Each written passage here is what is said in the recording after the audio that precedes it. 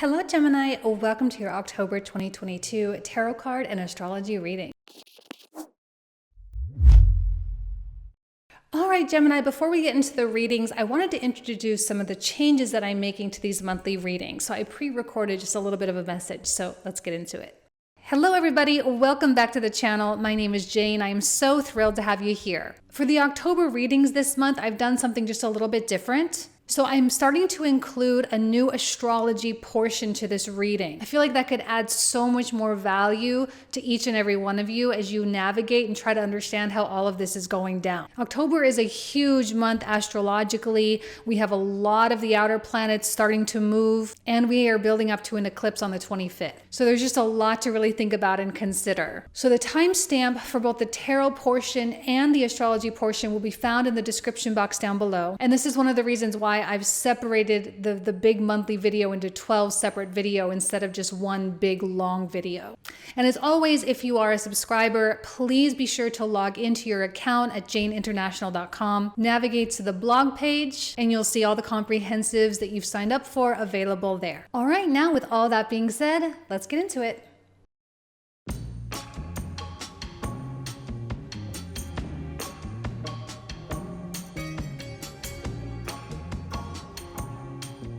Hello Gemini, welcome to your October 2022 tarot card reading. Thank you all so much for being here. So let's go ahead and get started with the King of Swords, which is the card that signifies what the universe needs from you this month.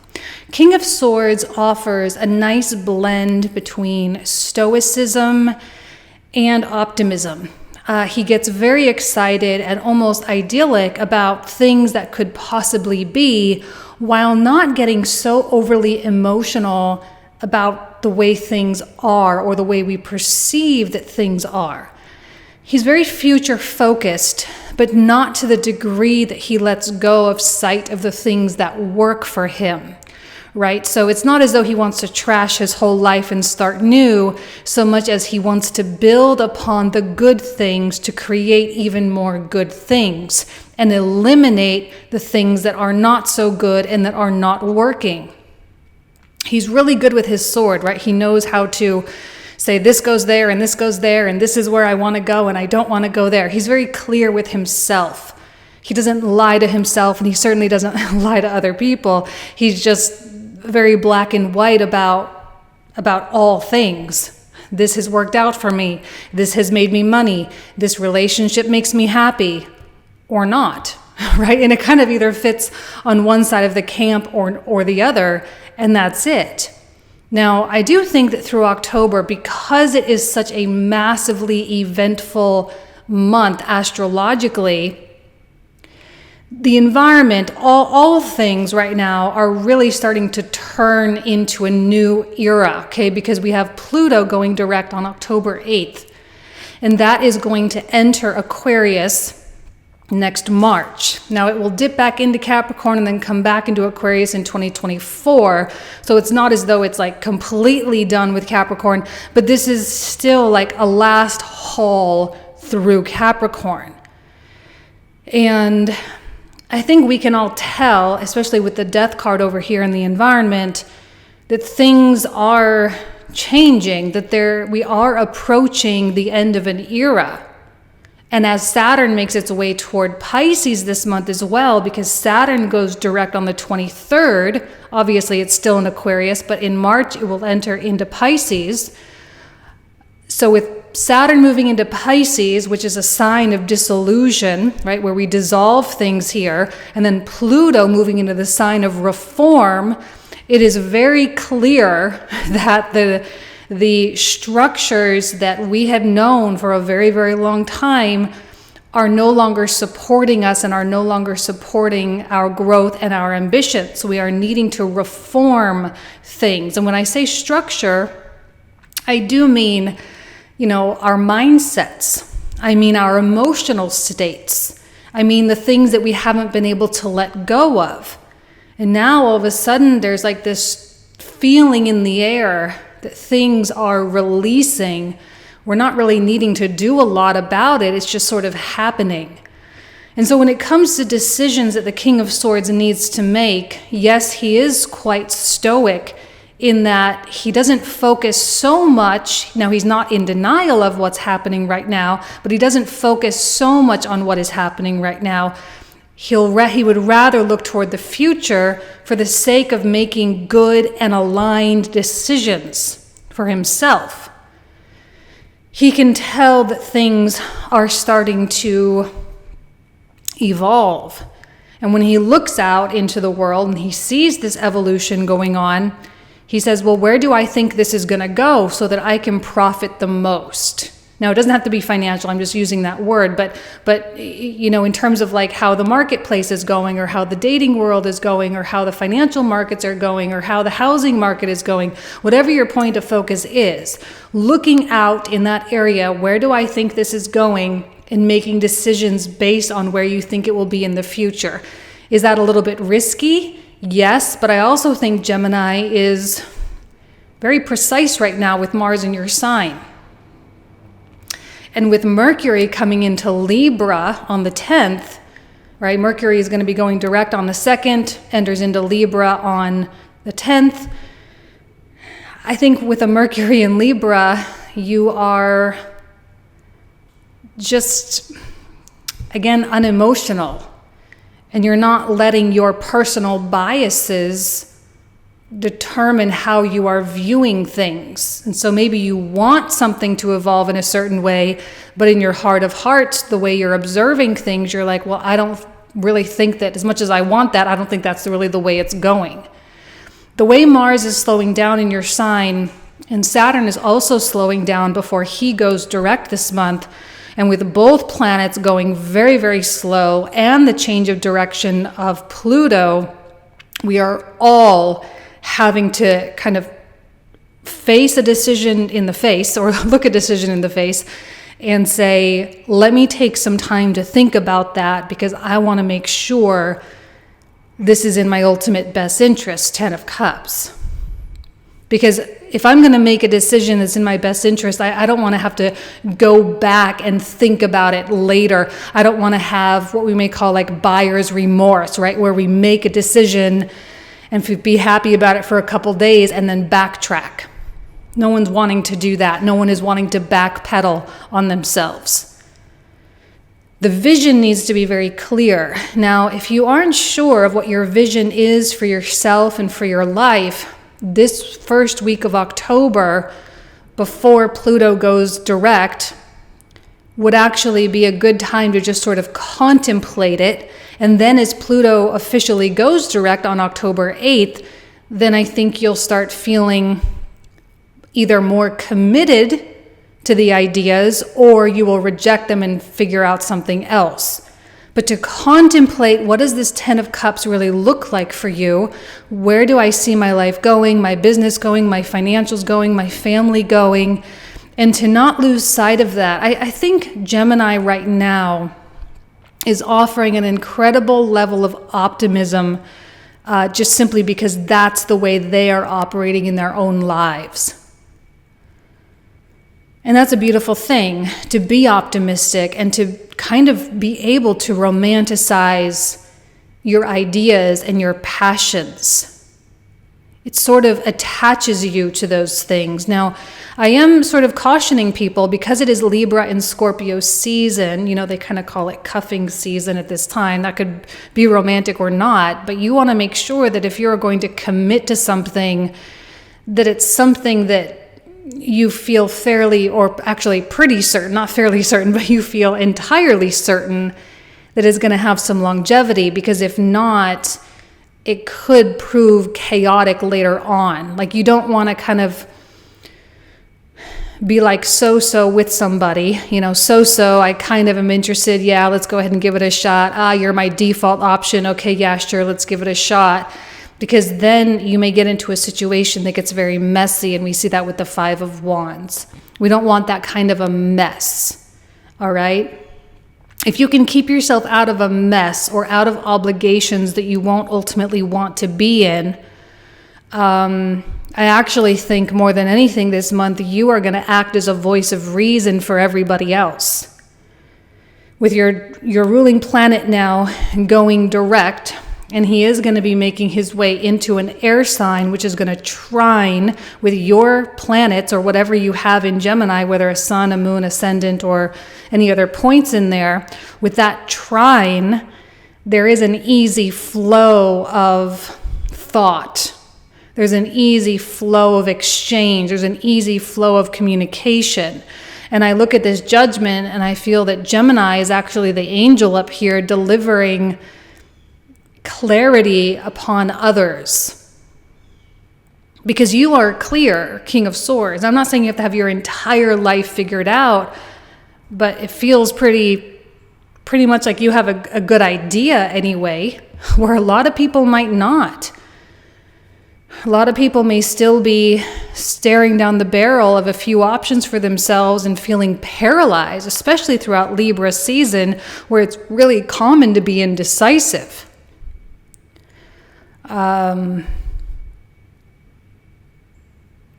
It's important for you to know and to realize that with Mars in the first house, you are a pretty substantial leader.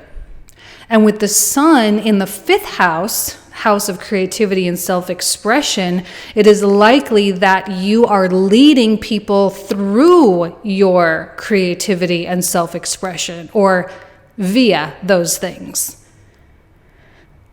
Because you are living a life that they perceive to be high quality, it will inspire them to improve their life as well. Because when you've got Mars in the first and Sun in the fifth, it is very difficult to be anything other than entirely authentic. It is very difficult to be anything other than what you want to be. And that's not tainted by, psychological manipulation or programming or traumas. Okay, this is real stuff. And when we have the moon coming out in the reversal, I feel that the dark underworld, right, your inner psyche, is just highly accessible to you right now. So you understand what is driving you. That's a superpower, by the way. Something that we don't really talk about enough in the spiritual community, to understand your drivers, the real motivators, the motivators behind the motivation. What are you trying to prove with things? And it's okay if you feel like you do have something to prove. Most likely you have something to prove to yourself, right? Because we got this Hierophant. Now, I always say the Hierophant is like the inner Buddha or the inner guru. And so the thing you may want to prove to yourself is A, this is possible, this beautiful life is possible, and B, that you are capable of attaining that, and C, that you are capable of living a life that is fully aligned to your soul's intention. But you are going to need to let some stuff go. Now, we do have this full moon in Aries conjunct Chiron, which is happening on the 9th of October. Now, this full moon in Aries conjunct Chiron is going to illuminate certain pain points, which is good. It's good to illuminate those things. It's like getting an accurate diagnosis, right? The good news is that when you receive an accurate diagnosis, you can then treat it accordingly.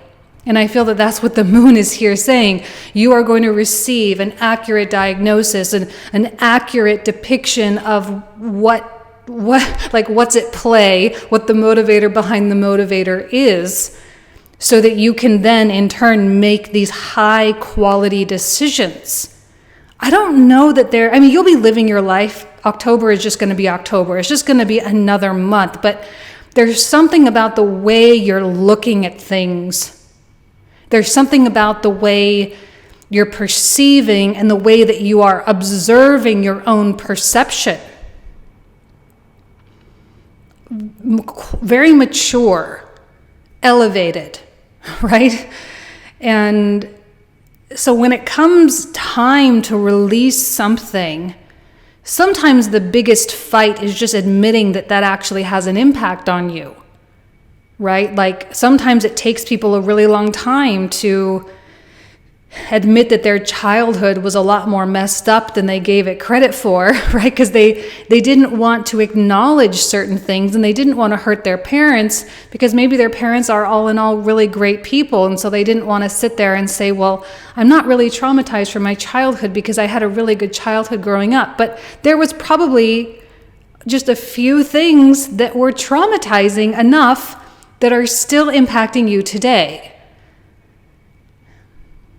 And when it comes to the decisions you need to make about your ultimate vision and your ultimate goals, having that information at your disposal is useful, because then you're not going to be kind of in this robot mode operating from some program. You're going to be operating from like the programmer standpoint, the one who programmed the program in the first place.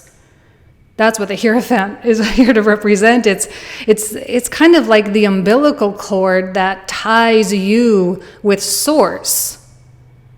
That's how I see the Hierophant, by the way. He's the umbilical cord, the silver cord. And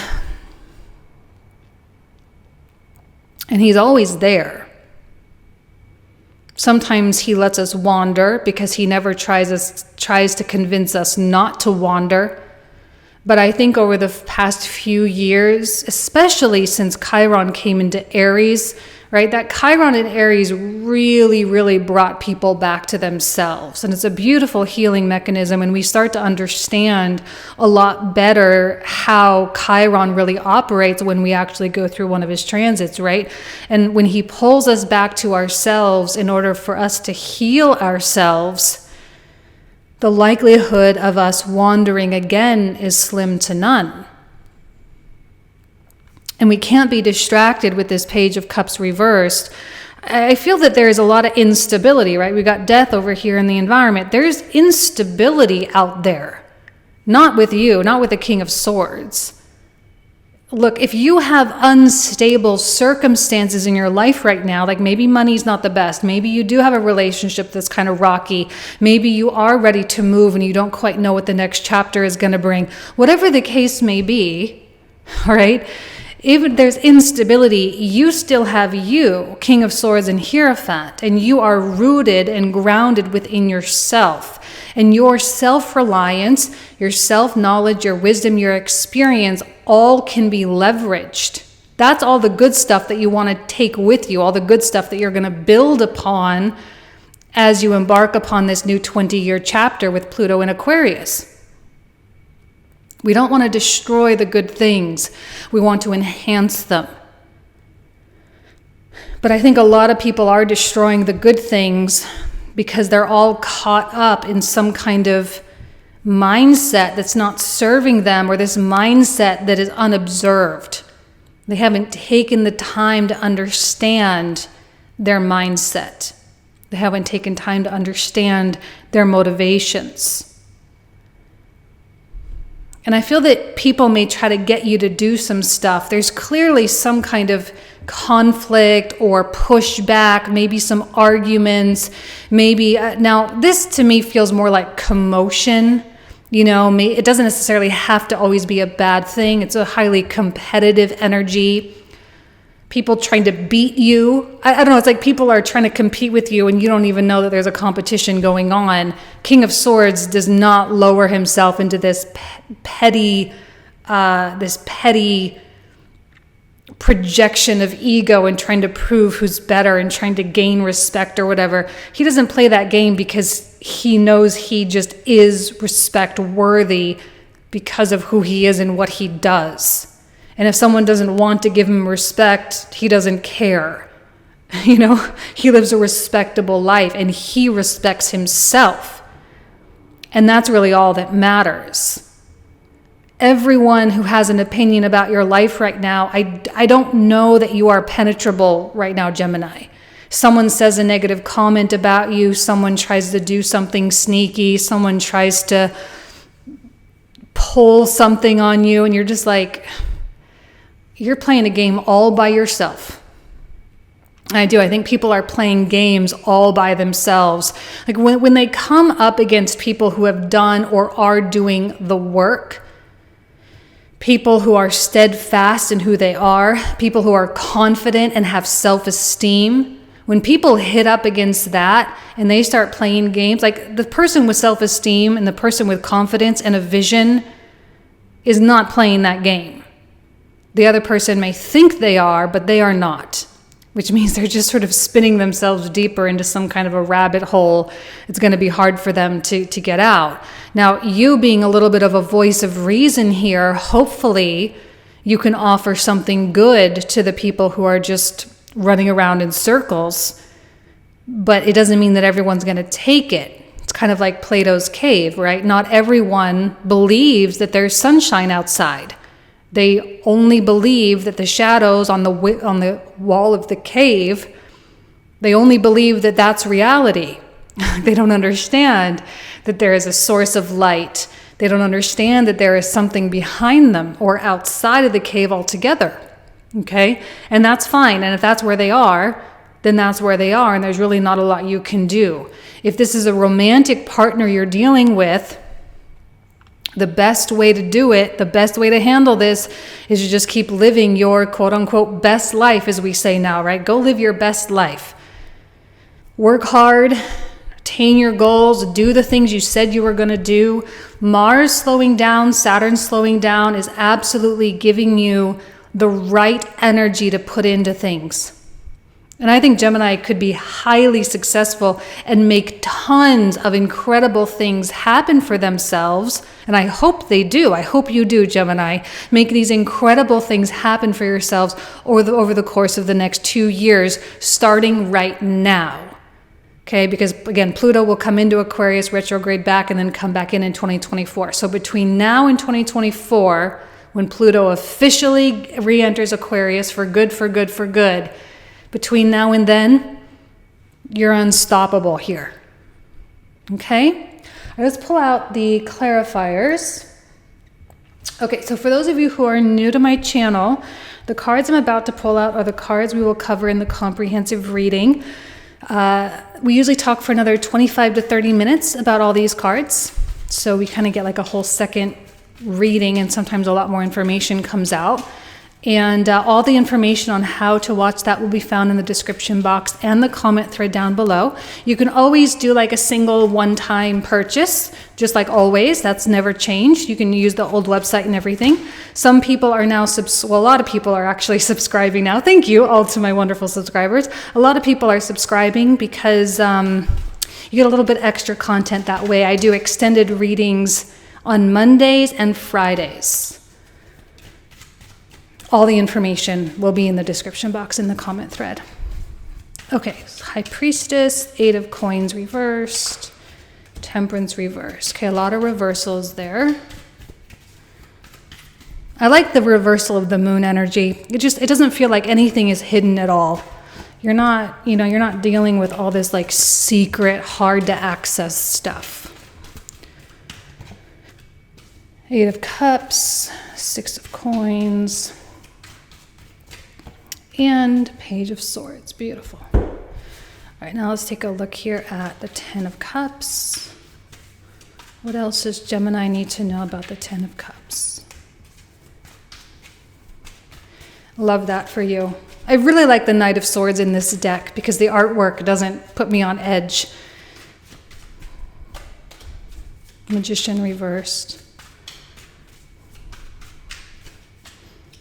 Another Six of Coins. I love that Ten of Cups is now connected to the environment, because it means that in your environment right now, things are unfolding for you to attain that Ten of Cups.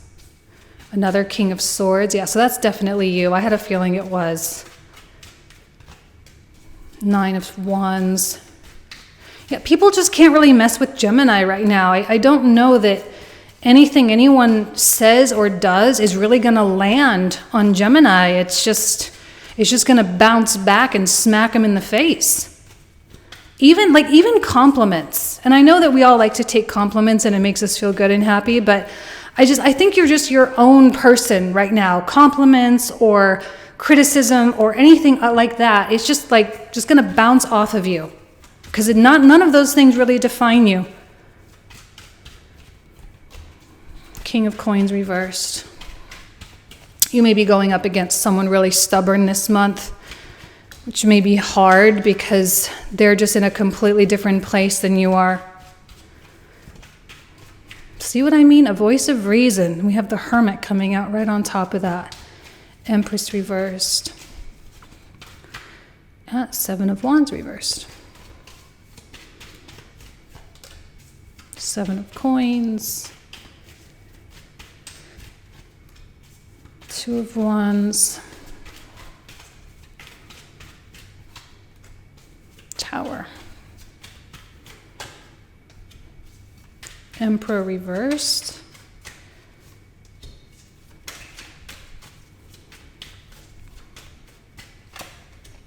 Five of Wands reversed.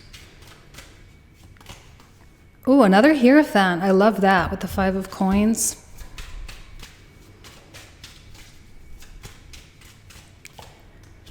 Ace of Swords.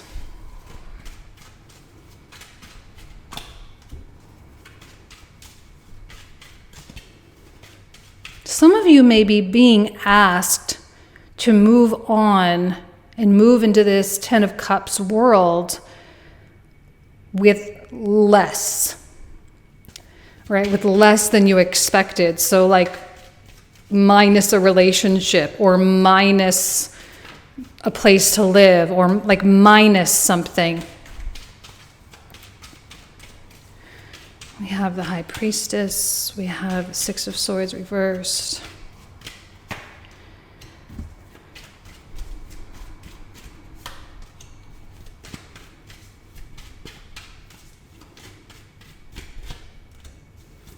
Chariot.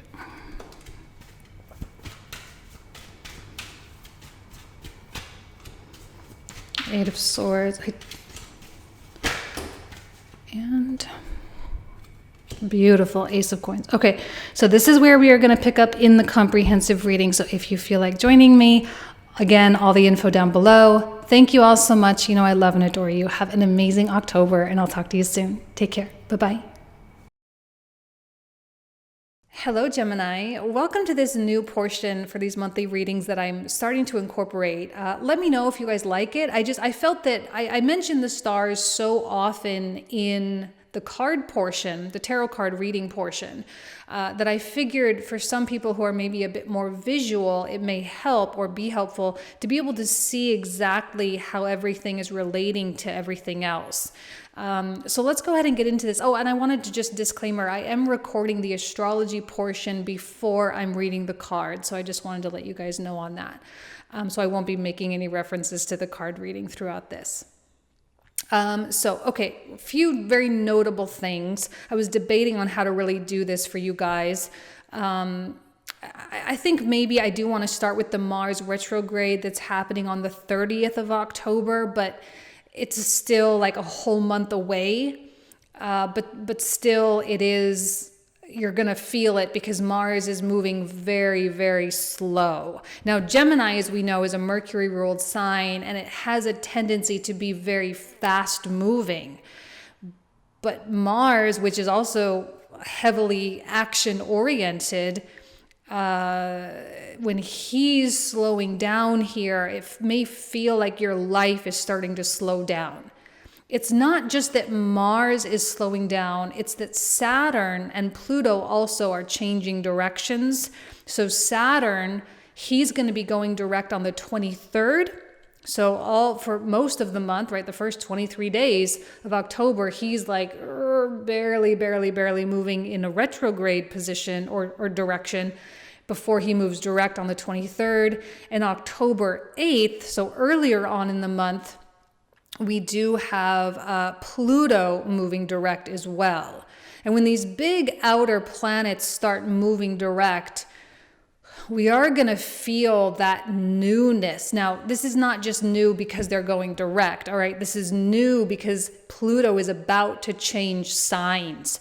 And this is his last full transit through Capricorn. Now, he will retrograde back into Capricorn in 2023, and then he'll come back into Aquarius in 2024. But like in terms of his wholeness in Capricorn, this is it. And we're never going to see him in Capricorn again ever in our whole lifetime. So when we're saying things like the end of an era, or we can feel the shift or feel the transition, that's a very real feeling. It is very much in the air, okay? And we're about to move into a 20-year period of time with Pluto in Aquarius. And to match that, to have Saturn finishing out his transit through Aquarius and then next March entering into Pisces, this is kind of an unraveling. I'm going to do a whole video about this for everybody on my YouTube channel about the Pluto-Saturn transition, since they're happening like in the same month. We're going to talk about what that means and probably how that's going to feel and how that's going to affect you to a degree. And it's something to know is coming, because the things you're feeling right now as both these planets start moving direct, like we're starting to see how our lives truly are changing. And Mars over here, because he's moving slowly, is now a theme that has come out, and is a word that I've been saying over and over this month, we're being paced. Right? The universe is pacing us. It is forcing us to go slowly. We are forced to be more intentional and more purposeful with our decisions. And because it is like cuffing season, right? That's what they always say. I mean, it's kind of like a joke kind of thing, but it's also very real, because Libra season and Scorpio seasons both are really about commitment and exchanging energy and defining your role in relation to someone else. And we want to make sure that if we are going to get into any commitments, does not have to be romantic commitments, although that's a part of it, and yes, be aware of that as well. But if there are any commitments needing to be made right now, you have to consider one of two things, right? Is this truly something that you can pretty much guarantee is going to last a very, very long time? Very few people are going to be able to say that. And number two, or is this something that can just kind of come and go and it's fine and it's not going to get messy, right? Either of those is kind of okay. If it's something that can come in and out and so it doesn't get messy and it's not like complicated, then that's fine. And if you can guarantee some form of longevity, then that's also fine. But if you have even the whiff of doubt or the whiff of concern that something may not work out, it's probably best to not initiate it at all right now and maybe wait until like March of next year, when Mars comes out of his post-shadow phase and moves into Cancer, okay? Because also at that time, Saturn will be in a totally different sign and Pluto will be in a totally different sign, which tells me that you're going to be a totally different person next March. And what you want and what you think you want today is going to evolve, okay? There's no permanence in the sky right now, and it's hard for me to recommend. I'm not saying you can't do it, but it's very difficult for me to recommend to you to put yourself in a situation of permanence if you are feeling doubtful, because later on when you're going to want to get out of that thing, it's going to be really messy and really complicated. All right, because there's legal stuff often with, Libra and Scorpio, or there's a bond or an energetic bond, or there's obligation. And getting out of those things can hurt people, okay? So we want to just make sure that we are clear, and that we're not like creating a karmic disaster in our lives. Now, for the entire month of October, the sun, or rather, let's say it this way, for the entirety of Libra season, we have the sun and Venus conjunct. Now, this is a very strong Venusian situation, all right, because the sun is technically in its fall position, right, because it's exalted over here in Aries, so it's in fall over here in Libra. And as we know, Libra is the autumnal equinox, at least in the northern hemisphere. Sorry, my cat's making noise. So in the northern hemisphere, right, we have that equinox, and then this is when the night starts to become longer than the day. So all throughout these last 6 signs until the spring equinox, when the sun starts to win, right, the sun is kind of in a challenged place. But Venus is here to help balance that out and to help us to continue making the adjustments that are required based on the preparations that we did throughout Virgo season, but continuing to make the adjustments that are needed for sustainability with our own sort of ambitions. Now, the sun, as we know, is deeply rooted with our spirit and the ambitions of our soul. And so right now, it does appear that one of our main priorities is establishing some kind of an equilibrium in our lives. There may have been a little bit of chaos throughout throughout Leo season, and maybe even throughout Virgo season. Virgo season was quite tumultuous with all the mercurial energy. There was just a lot going on, a lot of moving pieces. And now here in Libra, we get to kind of settle. But sometimes that process of readjustment can be a real challenging process, because counterbalancing means that certain other things have to lose and other things have to win, and not everyone's always happy here. Libra is not really about things being balanced so much as it is bringing things into balance. It's a totally different thing. A lot of Libran energy is about going into chaos and bringing it into order.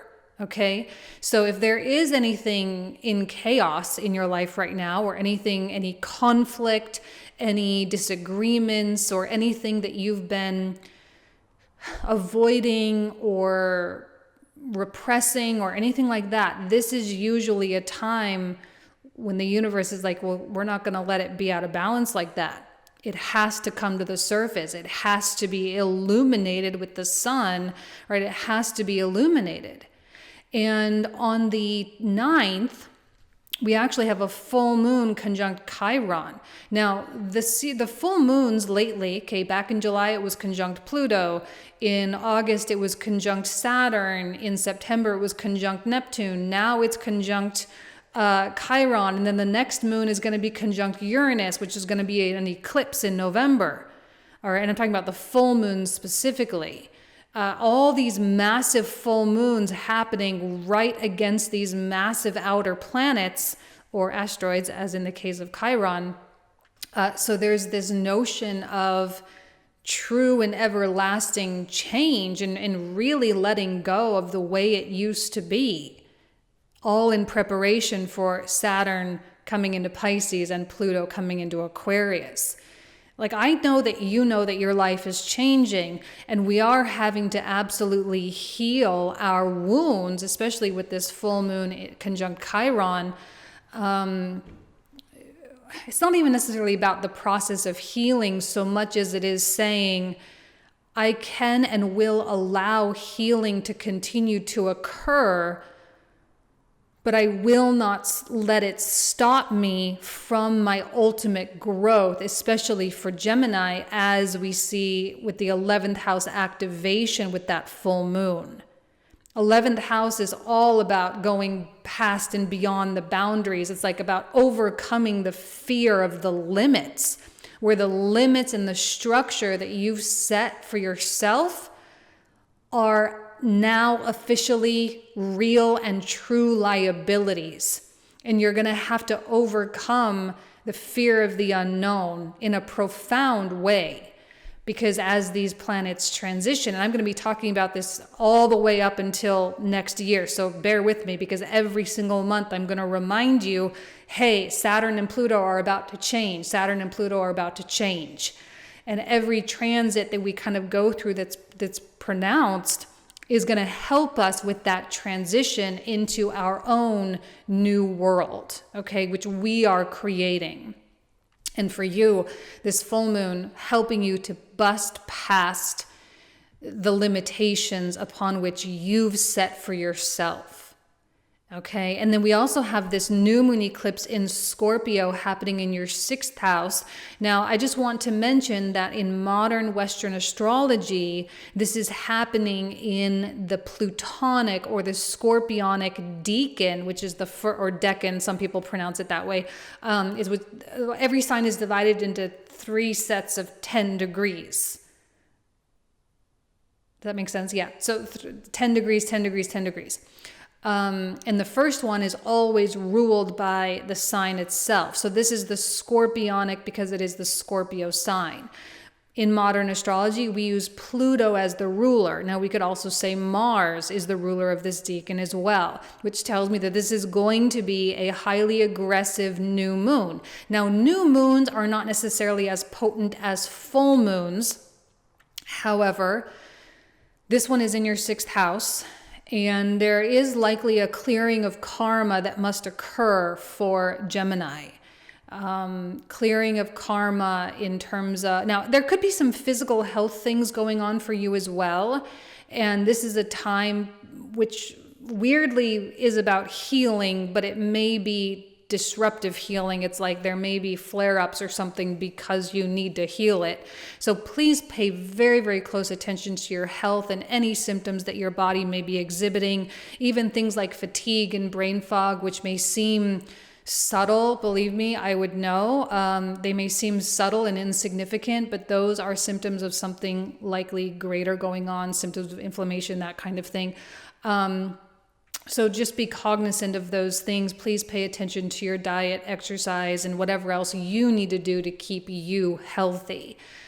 And there could also be something relational that comes out because, of course, Libra season and Scorpio seasons are significant relationship signs. Scorpio much more intense because it has to do with that energetic bond that we have. And you may, I don't know, if there is some kind of adversarial relationship in your life, it's likely that an opportunity to sever that may come about, but it may come about in a more destructive way. But it's not like it's going to ruin your life or anything. It will ultimately set you free, but it's just a matter of like doing what you have to do in order to get that freedom. So just to keep that in mind in the back of your head. All right. Not everyone is going to have that big of a deal with it. Just something to take note of. Okay. Just so you know, that eclipse is happening on the 25th, which is just 2 days after Saturn goes direct. And the Sun and Venus both come into Scorpio. So the Sun, Venus, Moon, all going to be involved. And also that's going to be happening, just a couple of days before Mars goes retrograde. So that, you know, it's not just about the Sun and the Moon with the new moon, but Venus will be involved as well. So yes, relationships, also money could be a big point of focus for Gemini as well in the weeks to come. Okay? All right. So let me know how you guys liked this additional astrology portion. Let me know in the comments. Thank you all so much. I love and adore you. I hope you have an amazing October, and I'll talk to you soon. Take care.